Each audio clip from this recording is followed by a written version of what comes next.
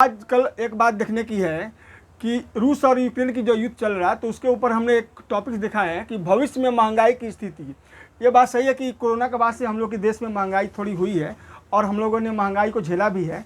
तो देखिए, ये भविष्य में महंगाई की जो स्थिति है ये तो आने ही वाली है। देखिए क्या बात है कि रूस क्या है ना कि कम से कम 60% यूरोपीय देशों को कच्चा तेल देता था, लेकिन यहाँ पर देखिए एक बात कि चाहे जो भी कुछ हो, हर जगह कोई भी घटना घटती है ना, तो हर बड़ा आदमी छोटे आदमी पर ना अपना फ्यूचर देखकर करता है। जैसे यहाँ अमेरिका का जो प्रतिबंध लगाया है रूस पर, तो इसलिए लगाया कि उसका कच्चा तेल ज़्यादा बिकेगा यूरोप कंट्री में और इसका रूस का कच्चा तेल कम बिकेगा।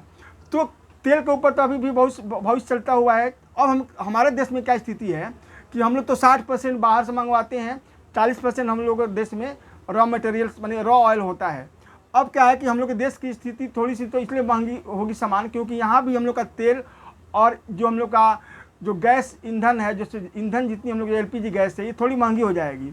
लेकिन बाजार में लोगों की स्थिति क्या शुरुआत हो गई है कि महंगाई हो जाएगी, महंगाई हो जाएगी। तो देखो भाई, महंगाई हो जाएगी तो क्या कीजिएगा। एक ऐसा देश जो अपनी जान को झेल रहा है, जहाँ पर दिन रात खाली धुआं गुब्बारा, हमेशा गोली बारूद का धमाका हुआ रहा है, वहाँ पर थोड़ी यदि महंगाई भी हो जाएगी तो क्या कीजिएगा। देखिए, ये पूरा जो देश है ना, एक ग्लोबल परिवार है। थोड़े से जैसे शरीर का हम लोग का अंग है, कहीं भी थोड़ा पीड़ा होता है तो दर्द महसूस होता है, ठीक उसी प्रकार कहीं भी कुछ यदि घटना घटता है तो अछूता कोई भी देश नहीं रहता है।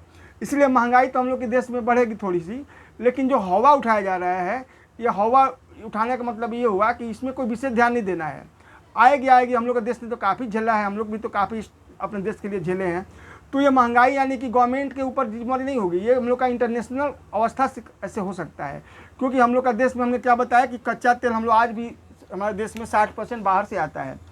अब रहे कि जितनी भी हम लोग की डोमेस्टिक जो हम लोग का वाहन है, जैसे ट्रक वगैरह, ये जो माल गुड्स जो पहुंचाया जाता है, तो ये तो ढोने की जो इसका जो हम लोग का जो कीमत चुकाना पड़ता है, ज़्यादा मात्रा में इसकी दाम बढ़ने का कारण ही बन जाता है।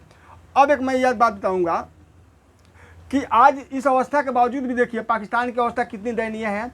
फिर भी पाकिस्तान के तो लोग काफ़ी झेल रहे हैं, वहाँ तो खैर दम घुट रहा है लोगों की।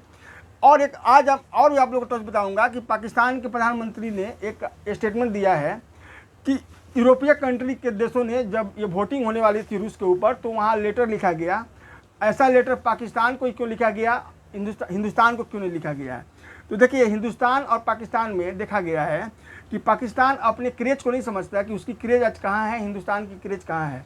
लेकिन उसके पेट में बिना हिंदुस्तान का कोई पेट पचने वाला नहीं है, क्योंकि जब तक वो हिंदुस्तान के बारे में और कश्मीर के बारे में कुछ बात नहीं करेगा, तब तक उसका आवाम उसको अच्छा से नहीं मानेंगे और उसकी भी पेट की पानी नहीं पचेगी, क्योंकि उसकी भी पेट की पानी लेडीज़ों की पेट की जैसी होती है।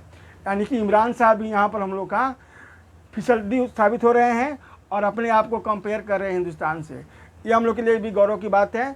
और इस पर आप लोग ख्याल रखिएगा कि देखिए, महंगाई तो बढ़ सकती है, लेकिन कुछ दिनों तक के लिए बढ़ेगी और इस पर शायद जल्दी गवर्नमेंट हम लोग की काबू पा ले। तब तक के लिए ख्याल रखिएगा। जय हिंद, धन्यवाद।